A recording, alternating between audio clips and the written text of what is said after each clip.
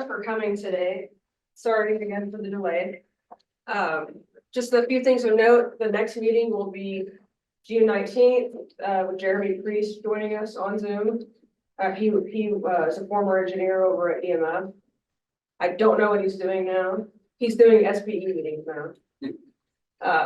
And then just remember, all of you will be entered into a drawing since you're in person at the end of the year, to possibly win a SBE Members Plus membership on us. And then the membership drive started last month, March 1st, not last month. It runs through the end of this month. For every person that puts your name in as the person who that is sponsored, you get entered in at National for various prizes, as well as, I believe it's $5 off up to a small amount off your membership dues next year. Pretty good deal. And then the SBE National Awards, we're doing chapter awards. If you know anybody in our chapter that you think deserves to be chapter engineer of the year, get me the nomination today. They want it today. But then there's also Best Communication, which is your website newsletter. Check out our website. I'm just saying, and you know, or if you see another SBE website that you want to nominate, feel free. And then very important thing of note, July 19th, that is our annual picnic up at Lookout Mountain. Famous Days will be catering again. It will be free once again, and we'll have a bunch of swag as well. I think I have 2 nice microphones, sure microphones that I'll be able to give away. Also looking for if anybody wants to donate something. We're always looking for items to as a bigger prize. And then remember all of our sustaining members for our chapter. They're also on our website, but as you do business with your companies, remember them first, you know, and let's give them our support as well. But with that, I'll hand it over to Jeff. Thank you so much for lunch today. He bought lunch. Yep, thank you, Jeff. Thank you. Hey, my pleasure.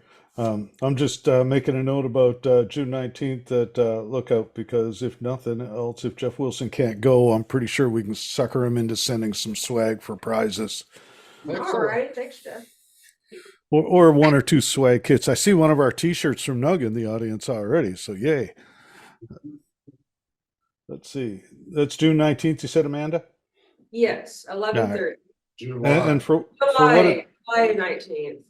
all right. That's even better. And for what it's worth, the hardcore deadline for Engineer of the Year and chapter stuff is June 15th. As I did that meeting yesterday. What are we talking about? Oh, yes, safety. So this is a cool thing, and it's a topic that we've historically kind of glossed over and ignored. I don't know if ignored's the right word. I mean, it's not like we get a lot of choice about how many people you've got to work. I mean, who's running with a bigger budget than they had last year? Chris, you can put your hand up. Fred, you've got to rebuild your ham shack. You got no budget at all. So just don't even bother with your hand on that one. But so does everybody, I'm sure you've shared the story of your ham shack, have you? Oh, no.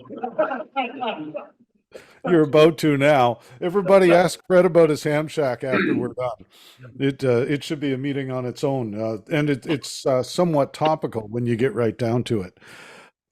One of the challenges we run into is that as budgets go down and the engineering talent pool overall gets a little smaller, and it is really kind of cool to see a couple of people under 50 in this room, because that is much more the exception than the rule in a lot of areas. And as we get older, and again, the talent pool gets smaller, we're putting in more hours, because go figure, the same amount of stuff needs to be done, sometimes a little more. Other challenge we're running into, and we're dealing with this in the SBE a lot, it's why we did the 2-day RF 101 session at the NS prior to NAB was because we're running into a lot of cases where we're getting folks in who are really highly skilled in IT, but when you're messing around with a 50 kilowatt AM transmitter, there are some things that you're just not going to plug an RJ45 into, like an ATU. And, you know, what is it? Stephen Lockwood likes to say, you only touch the tower once. So some of this stuff is self-correcting, but we just as soon not go through the. Anybody beside me got RF burns on them anywhere? Or the scars related to them? More than a few hands. Hurts, doesn't it? Oh no, Mike's counting on screen. Yeah, it hurts a lot. And it hurts for a long while. Somebody asked what an RF burn feels like, and I said, well, just imagine somebody jammed a soldering iron into your arm, plugged it in, and then walked away. And that's pretty much how it feels in my mind. So we're doing more with less. We're not getting any younger. The challenge is we've got the safety implications, and we'll talk about that quite a bit. There's also a legal aspect to it, and we'll talk about that. We'll talk a little bit about the security related to it, but that's kind of incidental, and it'll depend on how long you want to sit here and listen to me blather on. So make sure you put the brakes on me if I start going too far. So what are we talking about when I say graying talent? I don't know if anybody remembers, but in 2012, John Poirier, who was chief executive of the SBE at the time, did a session at NAB where he showed that the average age of broadcast engineering as a group had risen by 4 years in a 10-year period. So the average engineer in 2011 was 4 years older than they were in 2001. That number has continued to increase in almost a linear fashion. So as of 2022, I think it was, the average broadcast engineer was 64 years old. Now, wrap your head around that, because that means for half of them, they're older. And that's not a good long-term sustainable system. I mean, you know, you need to have some experienced folks in there for sure, but you need to have young people coming in, or it just doesn't bode well, to put it bluntly. For a couple of things, how many people know a really good person when it comes to AM arrays? Chris, you can put your hand up. I know you know some. Yeah, you are my guy when it comes to AM arrays. But point being that I'm willing to bet if we all sat down and listed our top 5 guys for working on AM arrays, or the 5 people we knew, that the list would probably be fewer than 8 names long. I mean, you know, Jack Selmayer's gone, Ron's gone. The number of folks that I would call really great on AM arrays is dwindling, and that's a challenge. I'm looking at to see how the subtitle is doing as we're going, because like I said, this is something that you'll start seeing on SBE webinars as we get moving along with it. So, I mean, it wasn't all that common 25 years ago even to have a manned transmitter site. These days, having a facility that's got full-time staff at the site is pretty rare. Now, I mean, Mike's kind of got the exception, but if you put your site at your studio, there's always going to be somebody around, and that's kind of a unique. You're a unicorn, Mike, and it's a good position to be in. So yeah, it's just not something we deal with nearly as much as we used to.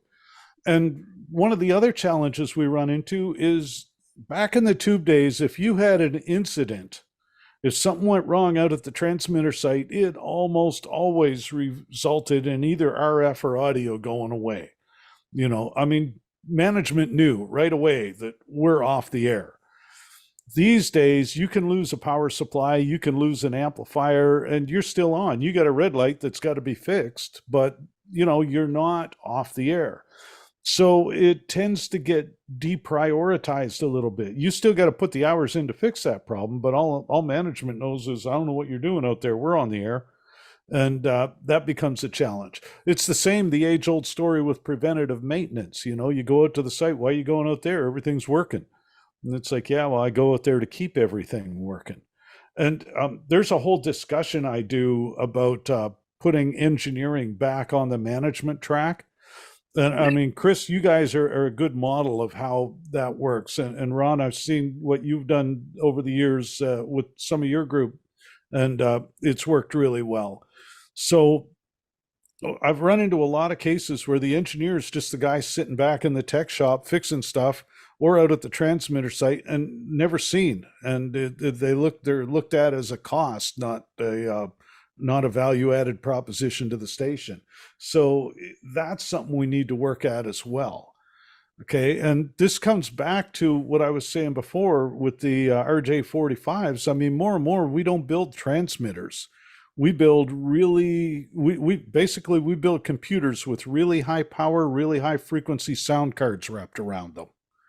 You know, I mean, you get into your transmitter, what do? You set the power, you set the frequency, you set the audio source, you set the IP address, then you start configuring the SNMP and all the bits and bytes and where everything's going. RDS is all data now, half the time, even the audio's data. So it's kind of giving the perception, and I think we're to blame for this as manufacturers a lot, but it's giving the perception that this thing is a glorified computer and any IT tech can work on it. But you're still talking a multi-hundred amp power supply configuration with a lot of volts and watts at the output. And on AM, that volts and watts is accessible in a lot of places. So there are definitely some things that we need to work at educating management about a little. It's like, yeah, the IT guy can come in and troubleshoot this, as far as remoting into it and looking to see what the red lights mean. But when it comes to actually fixing it, you better have somebody that's trained. And we'll touch on that in a bit too. The good thing is it can stay on the air. The bad thing is, as I said before, it gets interpreted as no failures a lot. Oh, we're on the air, everything's good. And by the same token, you still need, how many people have picked up a soldering iron in the past week? Couple. I know Mike has. He's installing a transmitter right now. How many pick up a soldering iron on a daily basis as part of their job? I mean, it's not near what it used to be. Fred, when's the last time you picked up a soldering iron? This morning. I should have started that questioning with how many hams are in the room before I get going too far beyond that. I'm building a station. I'm in the middle of it. Very cool. Very cool. And again, this is something that more and more, you take the transmitter out of the box, you plug in the Cat5 cable, you plug in the audio, which may also be the Cat5 cable, you plug in the output connector, and you start turning stuff on. But there are still times, and this is something we're also talking about at the education committee level, is doing sessions on soldering skills. The challenge is, how do you do something like that without hands-on? Because how many people have seen a video on soldering done right and then picked up a soldering iron and said, oh, it's not quite as easy as it seems? There's some things that you almost need to be able to touch it for. Okay, so the big thing that I stress more than anything is that, what do they say? There's never time to do it right, but there's always time to do it over. And long term, that tends to be a very expensive outlook. And I do a maintenance session, and one of the examples I used, Chris Tarr over in Milwaukee had sent me some info once, and we did the math together. And he had a site where they decided that it was cheaper not to replace the fan filters in their transmitter. And of course, the cost of not replacing fan filters is $0 until they're totally blocked with crud. And then the modules overheat. And we were able to break down with math what the lifespan would be reduced to. And he started calling me about that many months later and said, hey, guess what happened? And I said, a module failed. And he goes, how'd you know? And I said, we did this math about a year ago. A fan, power module, electrolytics, components have fixed lifespans. Okay, and those ratings are typically based on a nominal 40 degrees Celsius or 104 Fahrenheit. Um, I like to tell people I'm bilingual. I speak English and American, but for what it's worth, 40 degrees Celsius is go to the hospital number with your kid, same as 104 Fahrenheit. So it's just a matter of raising kids for that one. Um, so every 10 degrees Celsius or 18 degrees Fahrenheit that you decrease ambient temperature, you double that nominal lifespan. So a fan that's rated for a 5-year lifespan at zero static pressure at 40 Celsius will have a 10-year lifespan at 30 Celsius or 96 Fahrenheit. Or at, let's see, going down to 20 Celsius, 68 Fahrenheit. Sorry, that was 86, the other one. But at 68 Fahrenheit, that would be a 20-year lifespan. This is a square law, it's not linear. So, that is a big deal. That means that if you can keep the room cool or move enough air through the equipment, whether you're using forced air or air conditioning, you're going to make it live a whole lot longer. How many people here run an HD radio? How many people remember the Generation 1 HD gear, before importers and exporters, when it was all, with us, it was the NEI Bach, Gates Air had the the Dex Star. And I forget what B's, FMI, I think it was, FSI and FS, something like that. And those things were, 10. right. And y'all remember what those things, how they liked it when the room got warm? Yeah, they didn't like it at all. And same deal. And I know I'm totally off the topic of safety, but I'll lead into that. I'm working my way up to a point. And, so that's the deal. If we're doing the maintenance and keeping the stuff cool, clean, and well grounded, then we tend to have fewer problems. And the reason we get to this is because fewer problems means that the odds of you being out there at dark 30 after you've already put in 12 hours at the studio because one of the jocks poured a Coke into the board in the room that they weren't supposed to have any food or drink. That's so now you've put in a full day and now your transmitter's down because somebody thought it'd be cheaper not to replace the fan filters or whatever. And in the case of the not replacing the fan filters, for what it's worth, we worked out the long-term cost of not replacing the fan filters. So fan filters for that particular station were $108 every year at that site because it's a closed off site. It's pretty clean. So $108 every year they saved over the long haul in the 2-year time between them deciding not to do that and us putting everything back together. Final bill was on the wrong side of $3,500. But they saved $216 in the process. So again, not doing the maintenance tends to be a lot more expensive. Mark Persons up in Minnesota wrote this article over 10 years ago. And it's always concerned Mark that people doing engineering tasks don't understand Ohm's law. And there's a reason for that, because you got volts, you got ohms, you got amps, you got watts. And if you understand how they tie together, then it's easier to start to approach the safety aspect. If you know this ATU's got 50,000 watts in it and it's 50 ohms, then you know how many volts and how many amps you've got at that specific point. And, if nothing else, when you accidentally touch it, you know how bad it's going to hurt ahead of time. Like I said, you only touch the antenna once. On a 50 kilowatt, you only touch it once because you're not ever going to touch anything again. On a 5 kilowatt, you only touch it once because it really hurts. So there are a lot of things with a lot of big volts in them. And when I first did this paper, around about 2014 or so, 2013, I went on Google. And I used Google and I said, let's Google chief engineer found dead. I think I might have Googled engineer found at site. I don't remember how I worded it. But so I picked 3 that I knew. Okay, this is not the kind of list you want to be Googling on a regular basis. But out of those 3, only one of them was actually electrocuted because they touched something. Okay, that was the middle guy. He was working, no, sorry, it was the bottom one, the one out at the Delta, because he reached into a CSI and came across the HV section. and his pacemaker didn't like that. That's the other thing. You don't jumpstart a pacemaker really well. Middle guy, he was, or not the middle guy, no, it was the middle one. He had a heart attack out at the site and nobody was there with him. So nobody could call first responder. Here's another question. How many people have a smartwatch of some kind? Now, of those smartwatches, how many of you have the life support feature turned on? The one where if it detects a cardiac arrhythmia of any kind, it can either be configured to call 911 or to do something to get assistance. See, if you work alone on transmitter gear, it's a tool most of us have that most of us don't even think about. And like I say, it may not be an electrocution issue. You may be out there and just something goes wrong.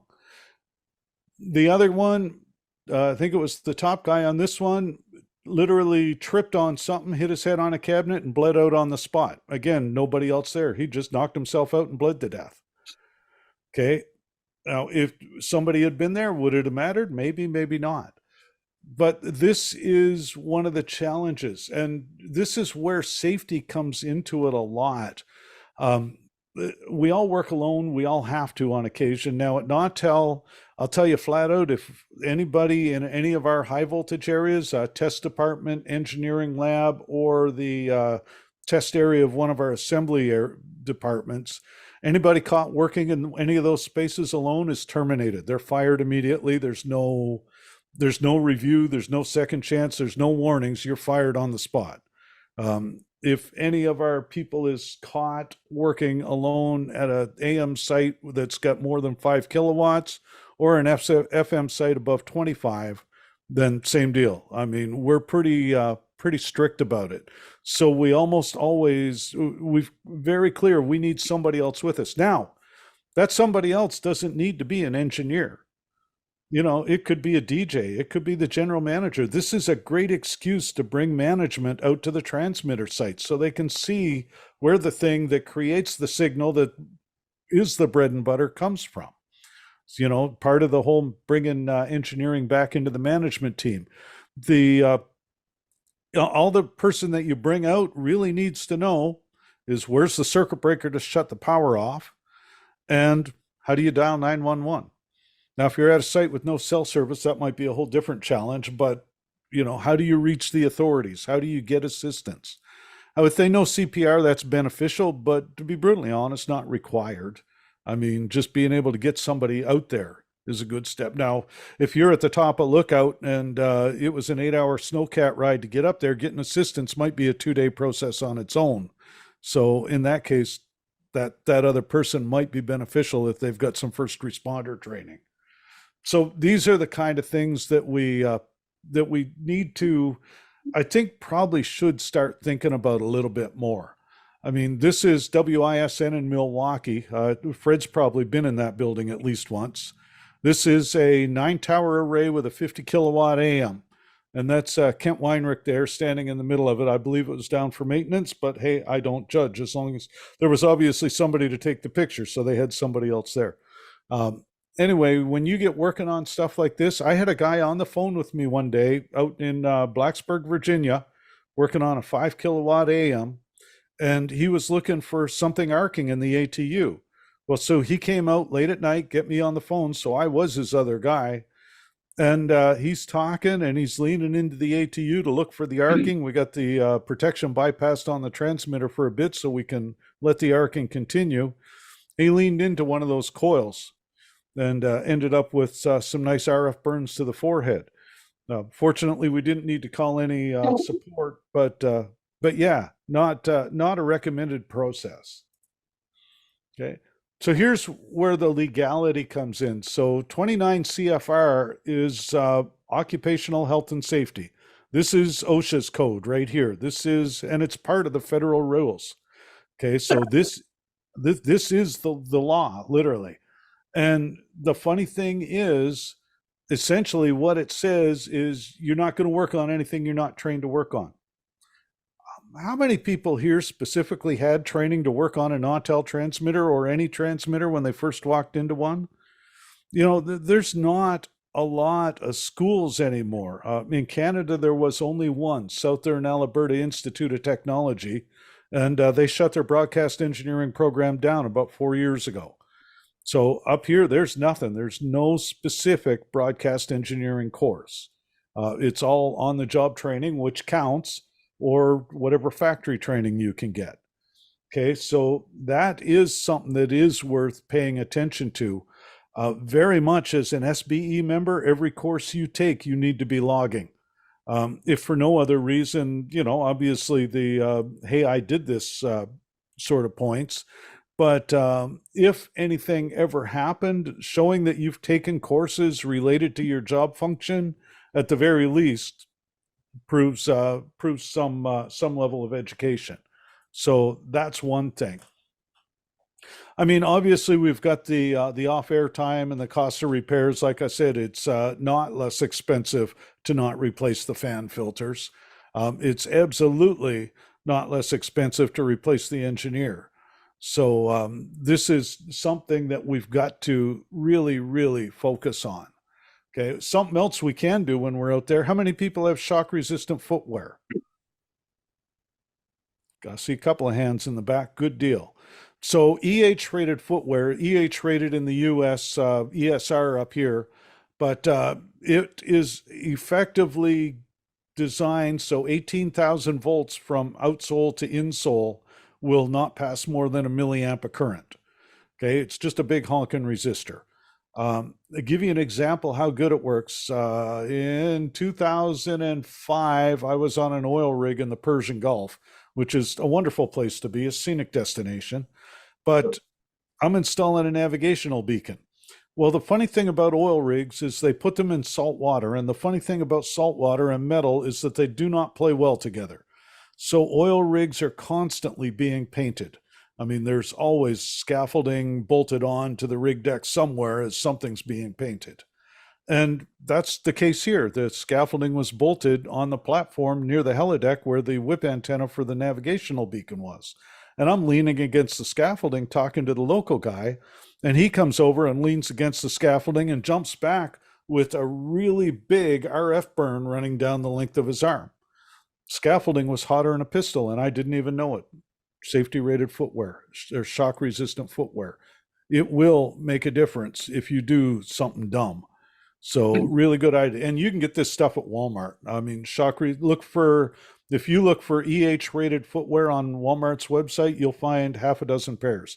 Now you find a bunch of stuff that is totally not rated, so you do have to read the description.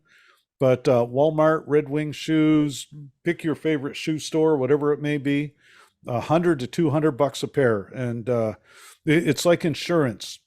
What do they say? You don't know you needed it until you need it. So better to have it and not need it than need it and not have it, so to speak. And I mean, again, I can't sing the virtue or the value of this or rated footwear enough. If you work with electricity at all, you should have these. Okay. By the same token, everybody's familiar with the grounding stick. These days, as you get into more modular and lower voltage power supplies and transmitters, it's a lot less common to see a grounding stick installed in a transmitter. We don't put it in any of ours anymore. When you get to AMs especially, you absolutely need to use the grounding stick. If you're out working on the ATU, that tower better be grounded. Now, it's not enough. I've had folks ground the output of the transmitter. Our high power rigs do have a shorting switch that'll short the output of the transmitter to ground. It's part of the keyed interlock system. I don't know, Chris is familiar with that 60 we put in Albany had that, along with KLTT. Or you get an XL60 in Denver now? No, we had two of them in Colorado Springs, and they both had that switch on the right. Right. And so in that one, you can short the, you shut the AC off, you get the key out of the AC panel, open the key switch or short the ground on the antenna, get that key out, and that opens the keys that give you all the door access.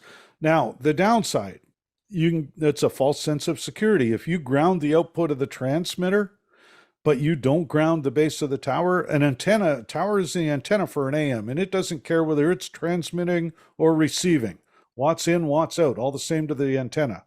And that's true of any antenna. Antennas receive as well as they transmit, in some cases better. So a tower, if you shut down an AM and there's another AM within even 3, 4, 5 miles, you're going to be picking up a signal on that tower. And depending, of course, on how close, both in frequency and how high in power and distance, that signal can be noticeable. I had a guy in Paraguay took 2nd and 3rd degree burns to his hands because he shut down a 100 kilowatt transmitter, shorted the output, went out, touched something in the ATU or at the base of the tower out in that area without grounding the tower base. There was a 200 kilowatt AM 2 miles away running full power. And so he probably had 40, 50 kilowatts at the base of that antenna. And it burned him bad. So what do they say? Trust but verify. But absolutely use the ground stick. If you're working on a tube rig, ground everything. Okay, and everything you plan on touching and anything even in the vicinity. It's amazing how many times you'll find something stupid like a bleeder resistor failed and the voltage didn't discharge, but the meter was blown, so you didn't know. How many folks have walked up to an older transmitter and discovered half the interlocks were bypassed? Yeah, it's scary when that happens.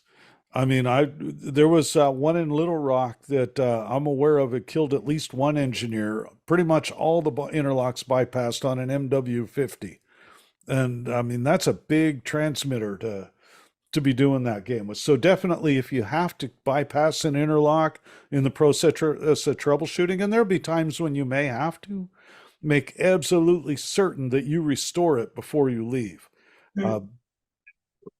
Airflow interlocks. I've run into a lot of situations where a transmitter with airflow interlocks bypassed because the whatever reason the squirrel cage, the blower was slowing down a little, or there was some back pressure on a windy day. And so they bypass the airflow interlocks to keep it on the air, which is great until they forget about it. And then the blower fails and the final melts down into the bottom of the transmitter. So again, less a safety issue, more an equipment reliability. But well, I guess it's safer for the transmitter if you don't do that. So yeah, interlocks.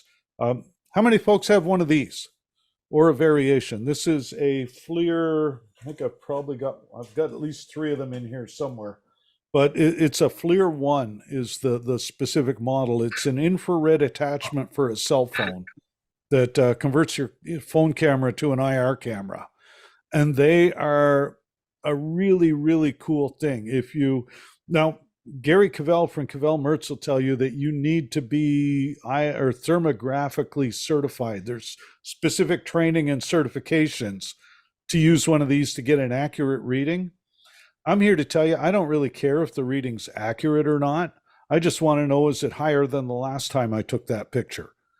So if you put an X on the floor with electrical tape or paint or whatever, and come in, walk in the door and stand in the doorway and point at the electrical panel with your IR camera, assuming the settings are the same, you take a picture, it should look the same from day 1 to day 2 to day 89.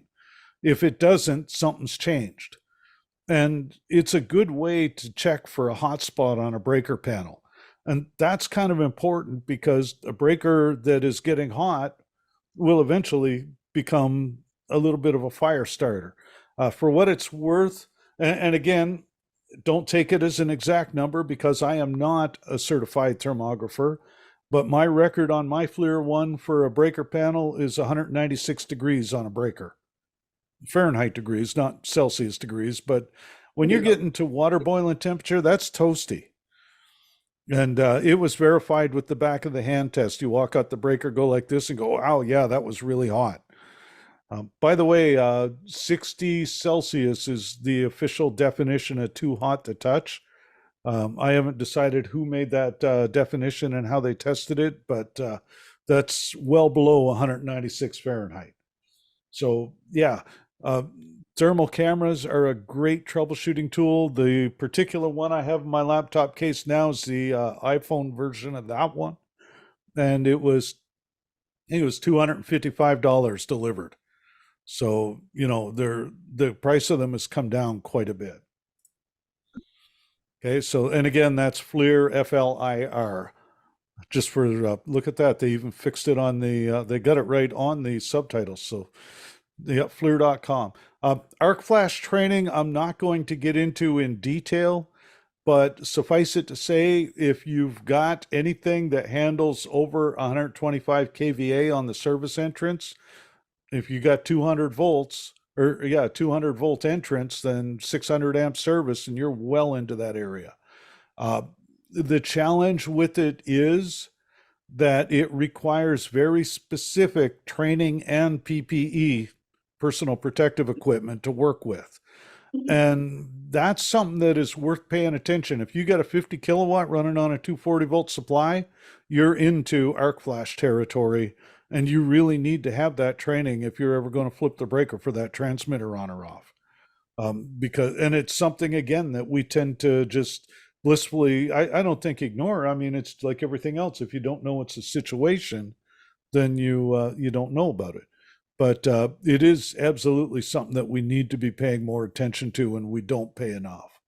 So if you want to really mess up your lunch, Google Arc Flash on any internet browser, and then just sit back and be unsettled for a while. But like I say, I'm not getting into that.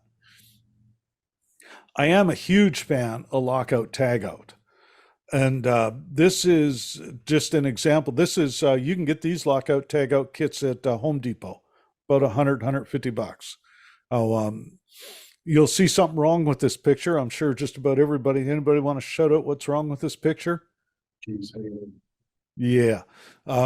If you're doing lockout tagout, ideally you'll remove the keys from the locks. The whole purpose is so nobody can turn that breaker on while you're up to your elbows in power supply. And if you leave the keys in the lock, you kind of defeat that purpose. Now, in this case, this engineer was from Chicago. He's since passed away, but not related to work, just life happens. But anyway, one of the things he said that really stuck with me is he uses lockout not because he's worried about anybody turning the transmitter on, because he's the only one on the site, but it slows him down. It makes him stop. It's his cue to think. Did I restore the interlocks? Did I reconnect everything? Is there anything I'm missing before I apply power to this beast? And again, you're under pressure. You're off the air. The phone's ringing every 30 seconds with the GM or the program director going, how long till we're back on the air? And the answer is always, well, 5 minutes longer than if I didn't have to stop and answer the phone. But something like this that'll slow you down and make you just kind of do that mental, did I do this? Did I do this? Run through your checklist can make a big difference. And I mean, I probably prefer them for that more than the safety aspect of having somebody turn the breaker on. Again, if you're the only one on site, who's going to turn the breaker on? But just that moment to pause and reflect before you get going too far. So, I mean, that is the bulk of it. The other thing, I said earlier, trust but verify. We've had 3 injury accidents at Nautel related to electricity in the 34 years I've been there. 100% of them have been because somebody was told that a breaker was off when the breaker, in fact, was not off. One of them was at a site where the local engineers swore the breaker was off, and it was not. One of them was in the factory when we had a breaker fail and one phase of a 3-phase 600 volt entrance stayed energized when the breaker had been switched off. And one of them was a guy who no longer works for us and probably should have been terminated a little bit before he was. But so measure, how many people have had a pole weld shut on a 3-phase breaker? Nobody's going to admit to it, just me. It's a scary situation because you can shut the breaker off and it'll look like everything's off. But you get in there and you'll measure line to ground, 0, line to ground, 0, line to ground, 240 volts. And that's, now, having said that, it's much better finding it, measuring it than it is finding it with your hands. 240 typically won't kill you, but it'll definitely get your attention. That depends. So there's the other thing that I learned that's kind of cool. different people have different resistances. And whether you're sweating in a hot day or whether you're in a dry air conditioned room, for me, 120 volts, I'll be able to tell that 120 volt circuit's energized. But beyond that, it's like, oh, that's hot, huh? And carry on. My brother, who also works with electricity, for him, he touches a 120 volt circuit and he'll fly across the room screaming like he just did something unmentionable. I mean, he's much more sensitive to it than I am. Now, having said that, 240 volts, like I said, that'll get my attention, and that's what we deal with most of our gear. So when you shut something off, make sure that you go through and double check. I like these little contact proximity voltage alerts. I'm going to use the caveat. Some of them do not have a fail safe to let you know the battery's dead. So always, always, always verify it on a known hot circuit before you trust it on a short circuit or on a circuit that should be shut down. And I mean, I put the Fluke Volt Alert up there, but you can get the little Chinese ones for 20 bucks a pop on Amazon. You know, there's a bunch of different options. Now, the other thing and that we use a lot is you get the one-hand voltage testers. Basically, it's just got a cable that connects to ground, and then you hold the meter with a probe on it and touch the things you want to, and it'll either light up or it won't light up, depending on whether there's voltage or not voltage. So again, we don't really care about how much voltage. Most of them have a threshold where they're turned on.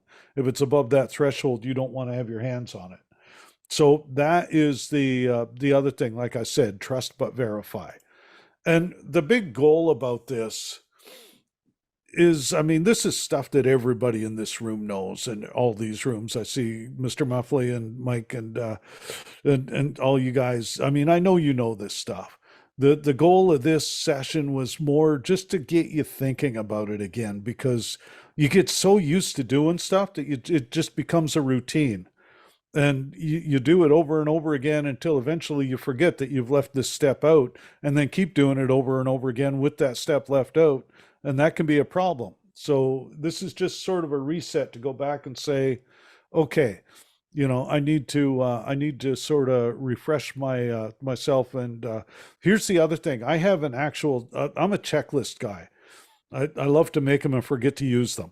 But if you do things with a checklist, like even when I was in tech support, even after 20 years, I had a very specific 2-page checklist on what I would do when I walked into a site.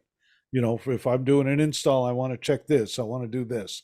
And by the same token, you know, when you're shutting something down, what do you do? When you're restoring it, what do you do? Okay. One of the other things we don't run into a lot is having things secured. I walked into a site in Kentucky about probably 5 years ago where I am 100% convinced that engineer was trying to commit suicide. Okay, because there were loose pieces of Schedule 90 or PVC, or sorry, conduit, aluminum conduit or steel conduit, just laying on the ground, waiting for him to take a ride on it. All the panels were open on the transmitter. All the interlocks were bypassed. The electrical panels on the wall had all the covers removed. And it's like, this guy is just, he's trying to die. I mean, I don't know why. Maybe it's an insurance thing, but just make sure to secure the loose things. I can't tell you how many times I've walked into a site and seen loose cables, loose wires, loose conduit laying on the floor. You know, it's a trip and fall hazard. Like I said, out of the list of 3 engineers I put up before, only one of them was an electric shock case. You know, and trip and fall is one of the highest injury related things that you deal with. Okay. So again, the other thing, if you've got older gear, and I'll pick our AmFET series transmitters are pushing 40 years old now. If you open the power supply cabinet on one of those things, I can almost guarantee you that most of the wiring will have cracked insulation. And if you go to move it, that cracked insulation will fall off, and now it's an uninsulated wire. Moved a 317C at a site once, Continental 50 kilowatt AM. And we got it up on rollers, rolled it about 15 feet across the floor to put the new transmitter in. And by the time it got to the other end, pretty much every wire had shed almost all the insulation. Okay, so just pay attention for that sort of thing. Again, temperature check is a wonderful tool, both for coax, for panels. You got to be careful about reflectivity. I know Mike saw I think it was you, Mike. Were you at the MUZ or the 50 kilowatt site when I walked in and took the picture with the thermometer and got my reflection in the front screen of the transmitter? I can't remember if you were there or if that was when Brian was still there.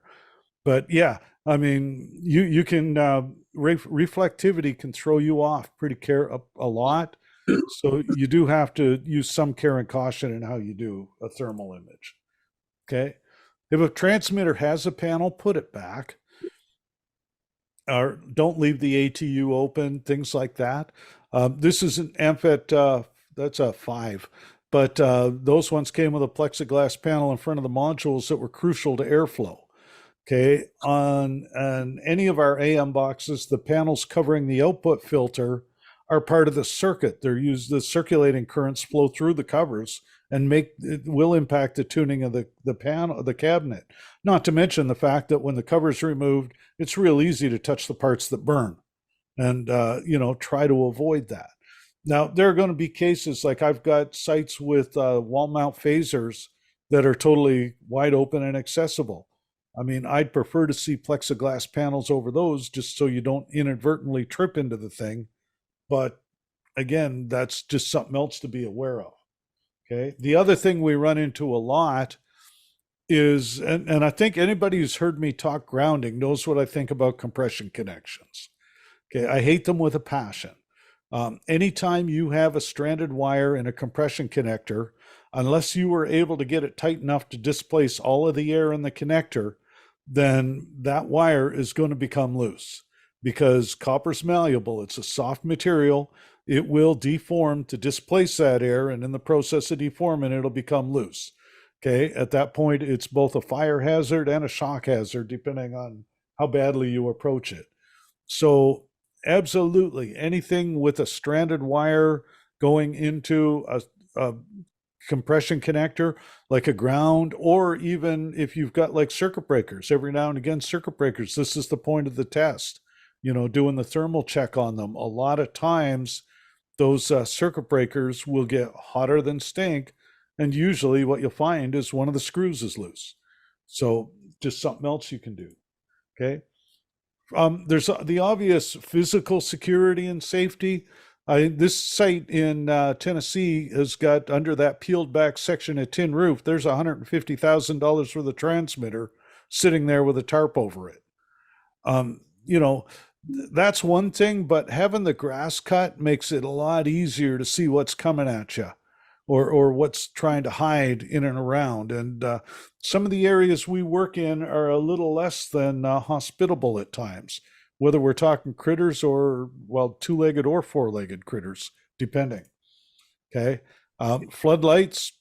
I know, Chris, you and I have had several discussions about ground systems going away, typically due to the two-legged critters, and well-lit sites tend to be less likely to get vandalized. But again, typically we put transmitter sites in fields in the middle of nowhere. So, cameras, lights, things like that, a lot of it's more for evidence gathering than anything else. This is a site, Andy Scottall's site in Everett, Washington, where you might remember a couple of years, I say a couple, is probably 20 years ago now. It all runs together after a while, but there was a big article about some environmental nuts knocking over a tower with a bulldozer, actually two of them. Now, stop and wrap your head around this for a second. How crazy do you have to be to try to shove over a 300-foot tower with a bulldozer? Okay, I mean, that requires a special kind of stupid on its own, but that's a whole different discussion. Anyway, so this is that site, and they are in a wetland. So of course they had the environmental folks going absolutely crazy even after all the EPA studies and assessments. So this site is my poster child for security. I mean, it's in a floodplain in a wetland, so it's 20 feet in the air to begin with on pillars. they used anti-climb fencing, which is something I had never encountered before. Everything is locked and barricaded. They decent quality hardware to lock stuff up. Peepholes, bulletproof peepholes. I mean, I had never seen one of those before, but theoretically, if somebody takes a shot at the peephole, they're not going to get through to hit your face on the other end. And it gives you a good wide angle view from the inside too, which is really cool. Obviously well fenced. This is that anti-climb fencing I was talking about. It's a 1-inch square instead of 2-inch square. So unless you got grappling hooks on the toes of your shoes, you can't climb it. It was something that I had never seen before. And then, of course, the obvious stuff with cameras. Again, they're not going to stop anybody, but they at least give you some evidence collection. Oh, by the way, ferrite on the coax. Yay. Anyway, sorry, couldn't not mention that. I'm not going to get into IT security a whole bunch, other than to say we really suck at it as broadcasters as a whole. On average, if I go into Shodan and look at barracks, I'm going to find at least 1,000 visible barracks units online. Of those barracks units, probably a quarter of them are pre-2017, which means no password or username set, which means anybody can get in and change them. Okay, if you search Nautel, you'll find half a dozen transmitters at any given time, plus one of our servers at the office that IT put up as a honey trap, because we can do this sort of thing. Like here's an example. When you can log into a Grass Valley video automation server, that's probably a bad idea, especially when it says you have full permission. That's just not recommended. So this is, again, just playing around with Shodan. The other day, I was searching for Nautel, and I didn't find any of our gear that was wide open and accessible at the time, but I did find an Arc Plus, a Burke remote control. Well, through that Burke remote control, which was not password protected, I was able to access our transmitter. I was able to access the Innovonics RDS generator, the 720, 705, whichever model. And I was able to access their TP-Link router. So at this point, I've got the ability to lock them down, put whatever I want on the RDS, and then change the password on everything so they can't get into it. And their only option at that point would have been shut the station down. So, this is the kind of stuff we need to. I said I wasn't going to do it, and here I am doing it anyway. But we need to get better at it. And I mean, you can do a VPN in almost every single transmitter or single router out there these days. This one's one in the Philippines that was wide open and visible. So right to the point that I could have shut it off, set a password, and walked away. It's just something that, historically we have not done really well at as a group. And so you click through the mandatory advertisements. That's the end of that. Anybody got thoughts, comments, questions? Everybody's going to run right out and buy rated footwear after, except for the folks that already have it. Chris, of course, as the engineer manager, you're going to you're going to put the request in that get it for all your engineers, right? Right. Our motto is safety third here. So. Yeah, it's one of those challenges that I think I'd say as a group, especially as we get older, and it's cool to see a couple of people, like I said, under 40 in the room. I think I said 50 before, but I'm going to hedge my bets a little now. And as we get fewer people doing this, it becomes a much bigger worry, because there's still a lot of 40-year-old tube transmitters out there. And, to have IT-oriented folks poking around in them with very little training and next to no even safety training is kind of frightening. So hopefully that'll get resolved before anybody else gets hurt. And that's my whole goal with this presentation, is to make people think, so I don't have to read any more headlines like that. Well, thank you, Jeff. Appreciate you. Hey, my pleasure. My pleasure.